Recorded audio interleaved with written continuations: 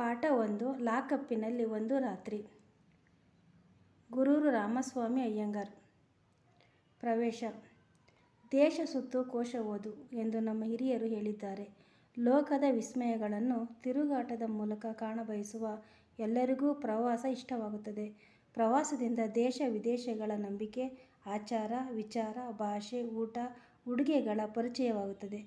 ಬೇರೆ ಬೇರೆ ಜನರ ಸ್ವಭಾವ ಅರ್ಥವಾಗುತ್ತದೆ. ಪ್ರವಾಸಗಳನ್ನು ಕೈಗೊಂಡು ನಮ್ಮ ಅನುಭವ ಮತ್ತು ಜ್ಞಾನವನ್ನು ಹೆಚ್ಚಿಸಿಕೊಳ್ಳಬಹುದು. ನಾವು ಕೈಗೊಂಡ ಪ್ರವಾಸದ ಅನುಭವಗಳನ್ನು ಹಂಚಿಕೊಳ್ಳಬಹುದು. ಆಧುನಿಕ ಕನ್ನಡ ಸಾಹಿತ್ಯದಲ್ಲಿ ಪ್ರವಾಸ ಕಥನಗಳಿಗೆ ವಿಶೇಷ ಸ್ಥಾನವಿದೆ. ಪ್ರವಾಸ ಕಥನಕಾರರಲ್ಲಿ ಶಿವರಾಮ್ ಕಾರಂತ, ಗುರೂರು ರಾಮಸ್ವಾಮಿ ಅಯ್ಯಂಗಾರ್, ವಿಕ್ರು ಗೋಕಾಕ್, ಜಿ. ಎಸ್. ಶಿವರುದ್ರಪ್ಪ, ನೇಮಿಚಂದ್ರ ಮುಂತಾದವರು ಪ್ರಮುಖರು. ಅಮೆರಿಕ ದೇಶಕ್ಕೆ ಹೋಗಿ ಬಂದ ಅನುಭವಗಳನ್ನು ಗುರೂರು ರಾಮಸ್ವಾಮಿ ಅಯ್ಯಂಗಾರ್ ಅವರು ತಮ್ಮ ಅಮೆರಿಕದಲ್ಲಿ ಗುರೂರು ಕೃತಿಯಲ್ಲಿ ಬರೆದಿದ್ದಾರೆ. ಪ್ರಸ್ತುತ ಪಾಠದಲ್ಲಿ ಅಮೆರಿಕದ ಮಿನಿಪೋಲಿಸ್ ನಗರದಲ್ಲಿ ತಮಗಾದ ಅನುಭವವನ್ನು ವಿನೋದದ ಧಾಟಿಯಲ್ಲಿ ಹಂಚಿಕೊಂಡಿದ್ದಾರೆ. ನಾನು ಮಿನಿಪೋಲಿಸ್ ನಗರಕ್ಕೆ ಒಬ್ಬ ಮಿತ್ರರನ್ನು ನೋಡಲು ಹೋಗಿದ್ದಾಗ ಒಂದು ರಾತ್ರಿ ಅಮೆರಿಕದ ಲಾಕಪ್ನಲ್ಲಿರಬೇಕಾಯಿತು. ನಾನು ನೋಡಲು ಹೋದವರು ಇರಲಿಲ್ಲ.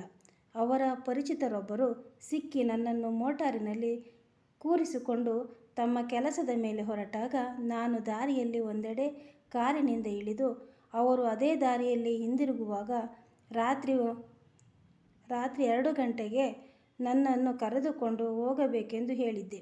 ದೀಪ ಹೊತ್ತಿದ ಮೇಲೆ ನಾನು ನಗರದಲ್ಲಿ ಅಲ್ಲಲ್ಲಿ ಸುತ್ತುತ್ತಾ ನನಗೆ ಅರಿವಿಲ್ಲದಂತೆ ಬಣ್ಣದ ಬಲ್ಬುಗಳು, ಕಮಾನುಗಳು, ಕಿಟಕಿಗಳು, ದೀಪರಾಶಿ, ಕಿಟಕಿಗಳ ದೀಪಾಲಂಕಾರ ಇವುಗಳನ್ನೆಲ್ಲ ನೋಡುತ್ತಾ ಮಿತ್ರರು ಬಂದು ನನ್ನನ್ನು ಕರೆದುಕೊಂಡು ಹೋಗಲು ಗೊತ್ತು ಮಾಡಿಕೊಂಡಿದ್ದ ಸ್ಥಳವನ್ನು ಬಿಟ್ಟು ಆಚೆ ಈಚೆ ಹೊರಟು ಹೋದೆ. ಅನಂತರ ಏನೋ ಮಾಡಿದರೂ ನನ್ನ ಸ್ಥಳ ಸಿಕ್ಕಲಿಲ್ಲ. ಹೀಗೆ ತಿರುಗಾಟದಲ್ಲಿ ರಾತ್ರಿ 9 ಗಂಟೆ ಆಗಿಹೋಯಿತು. ನನ್ನ ಜೇಬಿನಲ್ಲಿ ಒಂದು ರಿಟರ್ನ್ ಟಿಕೆಟ್ ಮತ್ತು $2 ಮಾತ್ರವಿತ್ತು. ರಾತ್ರಿ ಶೀತ ತಣ್ಣಗೆ ಪ್ರಾರಂಭವಾಗಿತ್ತು. ನನ್ನ ಹತ್ತಿರ ಇದ್ದ ಬೆಚ್ಚಗಿನ ಬಟ್ಟೆ ಎಂದರೆ ಒಂದು ಶಾಲು ಮತ್ತು ಮೊಣಕೈ ಹತ್ತಿರ ಹರಿದಿದ್ದ ಒಂದು ಖಾದಿ ಉಣ್ಣೆ ಜುಬ್ಬ. ಬೆಳಗಿನ ವೇಳೆಗೆ ಕೈಕಾಲು ಕೊರಡಾಗಬಹುದೆಂದು ಯೋಚಿಸಿದೆ.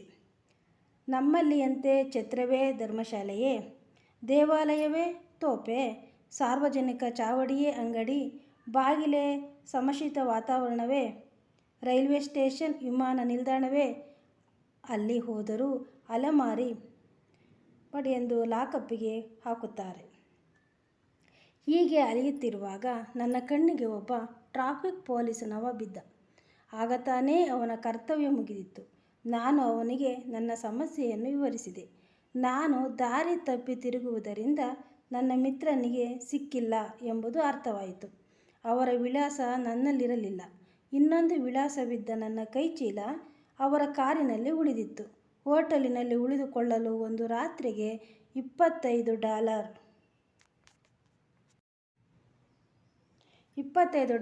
ನನ್ನಲ್ಲಿರಲಿಲ್ಲ. $5 ಹೋಟೆಲು ಕೊಠಡಿಗಳೂ ಇವೆ. ಅವುಗಳಾವುವೂ ಖಾಲಿ ಇರಲಿಲ್ಲ.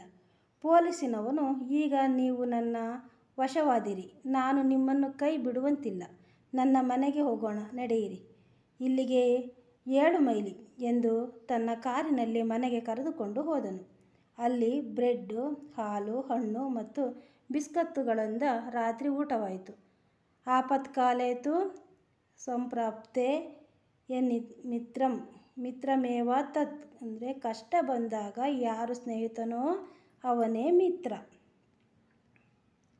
ಊಟವಾದ ನಂತರ ಪೊಲೀಸಿನವ ನಮ್ಮ ಮನೆಯ ಹಾಸಿಗೆ ಅನೇಕ ದಿನಗಳಿಂದ ಉಪಯೋಗಿಸದೆ ಇರುವುದರಿಂದ ಧೂಳು ತುಂಬಿದೆ. ನೀವು ಏನೂ ತಿಳಿದುಕೊಳ್ಳದಿದ್ದರೆ ಮಗ್ಗಲಲ್ಲಿ ನನ್ನ ವಶದಲ್ಲಿಯೇ ಒಂದು ಲಾಕಪ್ ಇದೆ.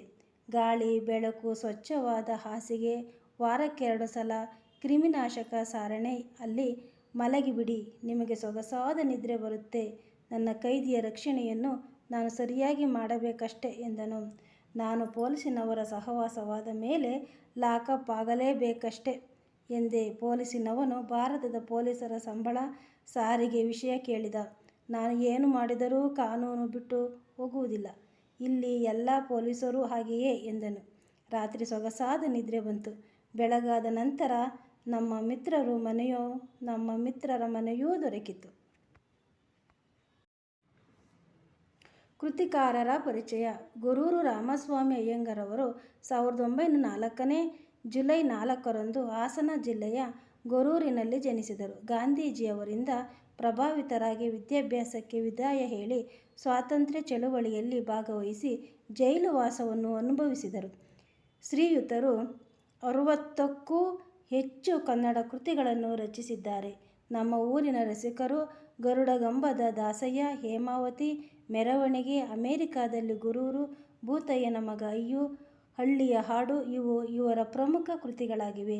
ಇವರಿಗೆ 1969ರಲ್ಲಿ ರಾಜ್ಯ ಸಾಹಿತ್ಯ ಅಕಾಡೆಮಿ ಪ್ರಶಸ್ತಿ, 1974ರಲ್ಲಿ ಮೈಸೂರು ವಿಶ್ವವಿದ್ಯಾನಿಲಯದ ಗೌರವ ಡಿ.ಲಿಟ್ ಪದವಿ, 1980ರಲ್ಲಿ ಅಮೆರಿಕಾದಲ್ಲಿ ಗುರೂರು ಪ್ರವಾಸ ಸಾಹಿತ್ಯ ಕೃತಿಗೆ ಕೇಂದ್ರ ಸಾಹಿತ್ಯ ಅಕಾಡೆಮಿ ಪ್ರಶಸ್ತಿಗಳೂ ದೊರಕಿವೆ. ಗುರೂರವರು 1982ರಲ್ಲಿ ಶಿರಸಿಯಲ್ಲಿ ನಡೆದ ಕನ್ನಡ ಸಾಹಿತ್ಯ ಸಮ್ಮೇಳನದ ಅಧ್ಯಕ್ಷರಾಗಿದ್ದರು. ಶ್ರೀಯುತರು 28ನೇ ಸೆಪ್ಟೆಂಬರ್ 1991ರಂದು ನಿಧನರಾದರು. ಲಾಕಪ್ಪಿನಲ್ಲಿ ಒಂದು ರಾತ್ರಿ ಗದ್ಯಭಾಗವನ್ನು ಇವರ ಅಮೆರಿಕಾದಲ್ಲಿ ಗುರೂರು ಪ್ರವಾಸ ಕಥನದಲ್ಲಿ ಆಯ್ದುಕೊಳ್ಳಲಾಗಿದೆ.